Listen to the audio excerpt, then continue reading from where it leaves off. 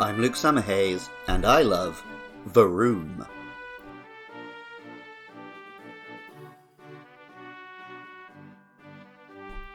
The internal combustion engine is ubiquitous today.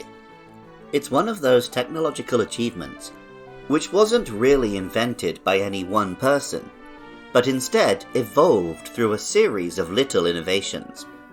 From the windmill to the steam engine, to the first automobiles, and eventually to the vehicles still killing our planet to this day. Internal combustion engines work by combining fuel and oxygen in a chamber, igniting it, and pushing up a piston. The chamber vents, the piston drops, and the process repeats. This happens over and over, usually in multiple chambers, and the rapid rising and falling of the pistons can be converted into whatever motion the motor needs to run. Unfortunately, the burning of these fuels releases copious amounts of carbon dioxide and other harmful substances into the atmosphere, leading to all of this.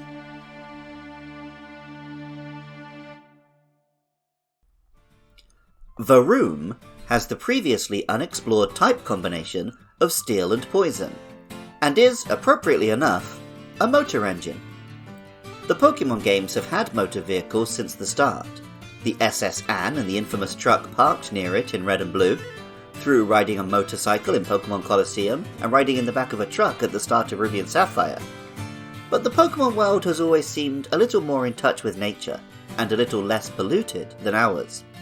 After all, people can ride Pokemon rather than vehicles, or use their powers instead of heavy industrial machinery.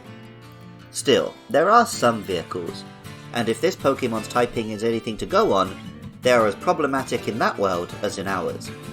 Pokemon Scarlet tells us, "It is said that this Pokemon was born when an unknown poison Pokemon entered and inspirited an engine left at a scrap processing factory." Varoom mostly consists of a metallic combustion engine, though two wheels or limbs of rock or coal are attached at the sides. Pokemon Violet explains, "The steel section is Varoom's actual body. This Pokemon clings to rocks, and converts the minerals within into energy to fuel its activities. The name, Varoom, comes from a classic comic book onomatopoeia for a car's engine, as does the Japanese name, Buraron.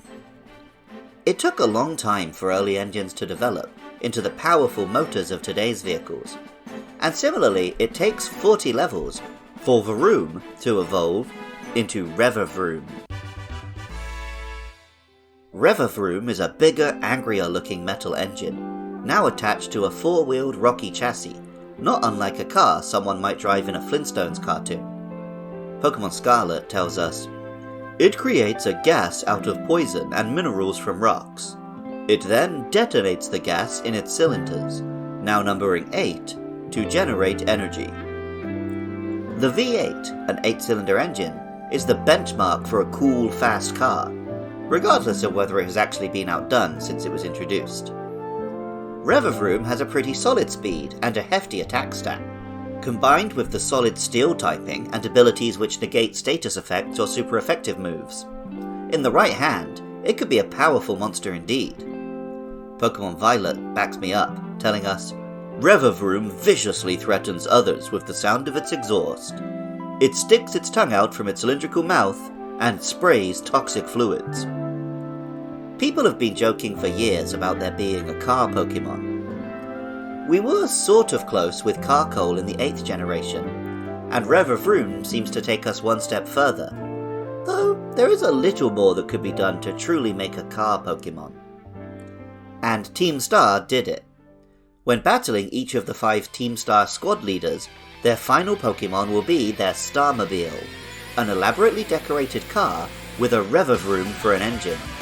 They are big beasts like something from a musical stage show or a brightly coloured novelty monster truck.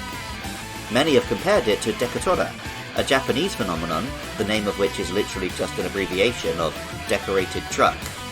Long-haul drivers in Japan will often cover their vehicles in lights and decorations and modifications, driving around and delighting kids. As well as the visual change, each Starmobile changes up Revavroom's type and ability, and also boosts its stats, like an exaggerated form of the Terror-type phenomenon. They even have unique signature moves, in the forms of Wicked Talk, Blazing Talk, Noxious Talk, Magical Talk, and Combat Talk. The Starmobiles are true boss fights, in a way Pokemon hasn't really done before, almost entirely removed from the Pokédex of monsters available to the player. I'm actually pretty okay with this. Driving a car goes against the Pokemon trainer lifestyle we all aspire to, and it should be relegated to the villainous team. Music for Luke Loves Pokemon is composed by Jonathan Cromie. Artwork for the show is by Katie Groves. Varoom and Revavroom were designed by Yusuke Kozaki. Writing, producing and editing is all by me, Luke Summerhaze. Funding is provided by lovely listeners. If you'd like to help keep the lights on, or just give your thanks, head over to patreon.com/podcastiopodcastius. I love hearing from you guys. A 5-star rating and review on your podcasting app of choice, or even better, telling a friend about the show, would always be much appreciated. Our next monsters are Cyclizar and Orthworm. Let me know your thoughts and feelings about those or any other monsters over on Facebook or Twitter at LukeLovesPKMN. And catch more Pokemon content at twitch.tv/LukeLovesPKMN, Friday nights from 9 PM UK time. And even if you don't feel like doing any of that, thank you so much just for listening. I love Varoom, and remember, I love you too.